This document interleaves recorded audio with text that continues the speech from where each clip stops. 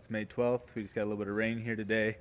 I missed the Central Illinois Truck Show today in the dirt drags, unfortunately, but got the truck back together, put the radiator back in it once got it all cleaned out instead of the D-Max Store one.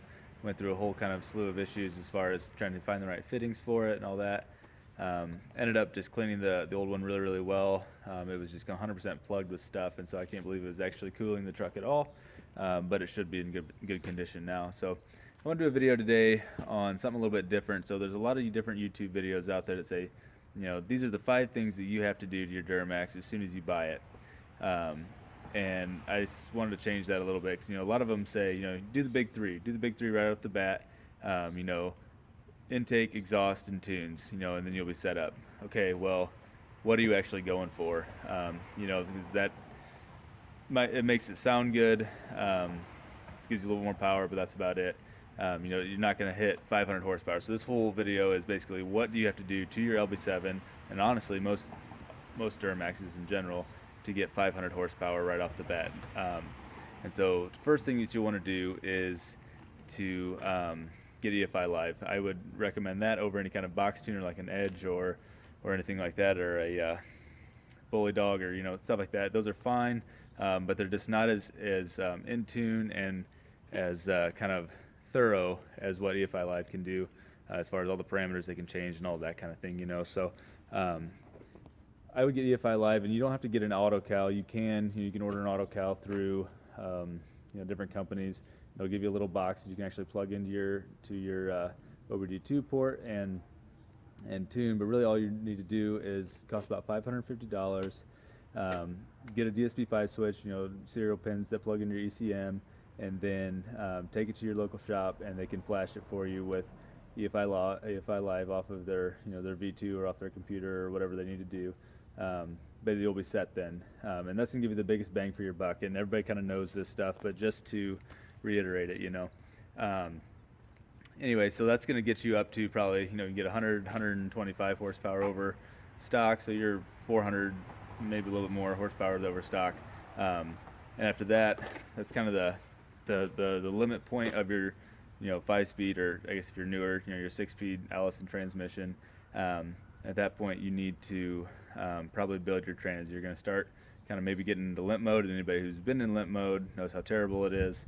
Basically, it's just usually there's a weak link between the 4 and 5 shift, and it will throw you a PO700 code, and you'll be stuck in 3rd gear.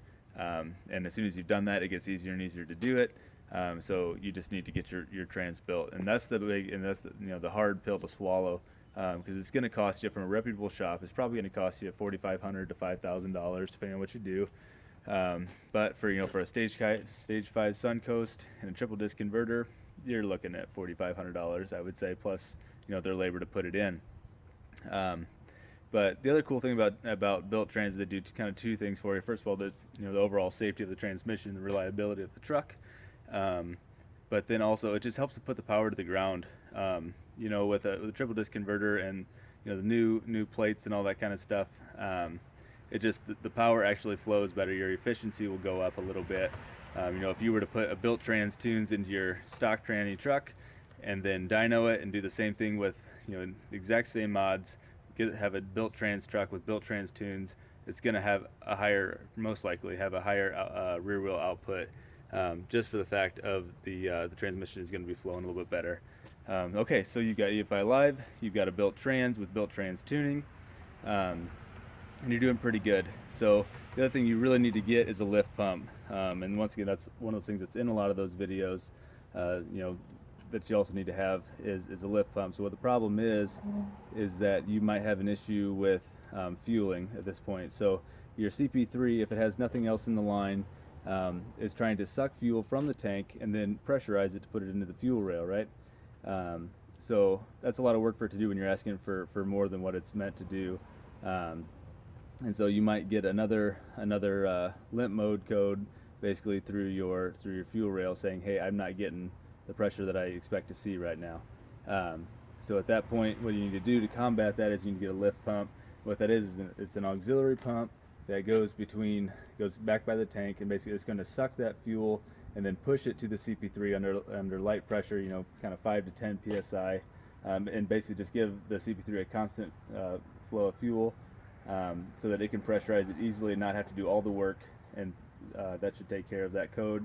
You should have enough fuel then to push well over 500 horsepower. And honestly, those are the three things that you really need to do.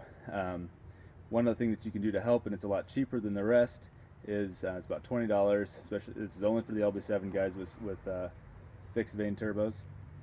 Is you can get a PP boost valve, or I think there's some knockoffs now too, but I mean they're all about the same. But I would just go with the PPE one; they're all about the same price. What that's going to do is put an orifice in the line between your compressor cover and your wastegate. So basically, a little bit of the air is pushing to the wastegate, and it will cause that wastegate to open up and to bleed off some of the pressure to to keep the turbo from hurting itself. And so by orificing that line, you can stop that wastegate from opening for a little bit longer. So instead of pushing 20 to 25 psi, you're more looking in that high 20s to low 30s psi. And your boost isn't really what you care about. What you really care about is your overall airflow. But by limiting when the wastegate opens, you can get a little bit higher pressure and a little bit more air into the motor from the stock turbo. Oh, there's a rabbit. Anyway, so really those are the four things that you really need. And anytime you get on a dyno, or go to a track, you should definitely be able to expect, if you have a healthy running truck, you should definitely be able to expect 500 horsepower. It doesn't take that much. Obviously the big one is the trans. It is expensive, so I actually bought this truck with a built trans already because I didn't want to swallow that pill. Now be very, very careful doing that because you don't know who built it. I've been lucky with this one. It's a reputable shop and I haven't had any problems with it. It's been really, really good. I have a stage 5 Suncoast build and then a 1056 triple disc converter. Both are really healthy. They've been running really, really well for me. So that's really all you need. And so obviously there's a lot of supporting mods. There's a lot of other stuff, like obviously you've already seen it. If you watch the rest of my videos, you know how colorful the underside of my hood is. All that stuff. It's more for the fun of it and for the overall reliability and breathability of the truck, but you don't actually need it for 500 horsepower, rear wheel horsepower. Now if you want to go higher than that, that kind of stuff is going to maybe start mattering a little bit more. You're definitely going to need a new turbo. You can probably get to 600 without on stock injectors, but you're starting to push it just a little bit, so. But if you want 500 horsepower, if you just want to, you bought the truck, you just want to drive it, you just want to tow with it, easily with that 500 horsepower, this is all you really need. A lot of supporting mods you might want to start thinking about at that point if you're going to do anything more with it. You might want to build the front end of the truck as far as your steering and suspension. If you want to be able to do 4-wheel drive boosted launches and that kind of stuff, think about maybe getting some traction bars for the back to limit your axle wrap. Just stuff like that. That comes into play, and that's where you start spending nickel and dimes you get quite a bit. But if you just want 500 horsepower, that's all you need. Those four things. You just need EFI Live. You need to build your trans and a lift pump. And if you're an LB7 guy, get a boost valve. They're $20. So let me know what you think about this. If you think I'm stupid, that's fine. I'm just trying to start a conversation here. So if you like the video, feel free to give it a like. Please subscribe. And try to keep going. Obviously this wasn't a good start for the season for me. I didn't get to the first show and dirt drags and that kind of stuff, but we're definitely going to do better from here on out. And yeah, so let me know if you have any questions. Let me know if you have any other opinions or any kind of different ideas as far as what I should have said or other things that definitely need to be done. Yeah, nope, I think that's all about all I've got for today. So thanks for watching.